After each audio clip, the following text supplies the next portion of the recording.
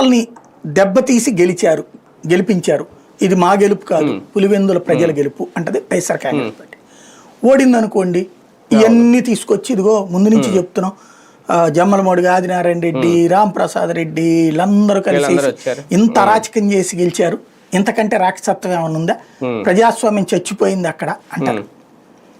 అదే తెలుగుదేశం పార్టీ గెలిచింది అనుకోండి, 40 ఏళ్ల రాజకీయాన్ని, 40 ఏళ్ల నిరంకుశత్వాన్ని, నియంతృత్వాన్ని ఎదిరించి గెలిచాం మేము, ఇక అయిపోయింది జగన్ పని, ఇంటికి వెళ్ళిపోయినట్టే, 40 తనకి 11 సీట్ల క్రిందసారి వస్తే ఈ దఫా పులివెందులు ఎమ్మెల్యే కూడా కాలేడు, అయిపోయింది ఆయన రాజకీయ కెరీర్ అని చెప్పి ఇప్పటికే వాళ్ళకి సంబంధించిన కొన్ని యూట్యూబ్లు వీళ్ళు తమ్నెయిల్స్ పెట్టేశారు, జగన్ రాజీనామా ఇట్లాంటివి కూడా. ఇక నువ్వు పార్టీని మూసేసుకోవడం, వైసీపీ వాళ్ళందరూ ఎక్కడికన్నా వెళ్ళి చూసుకోండి అని ప్రచారం చేస్తారు.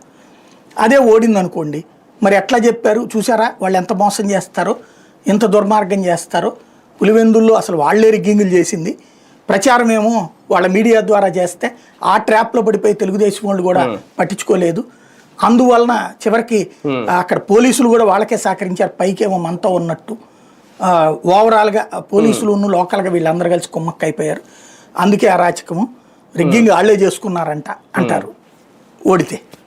ఇది వాళ్ళ ప్రకటనలో ఎల్లుండి జరగబోయేది. అదే చూడాలి. రైట్, చూద్దాం.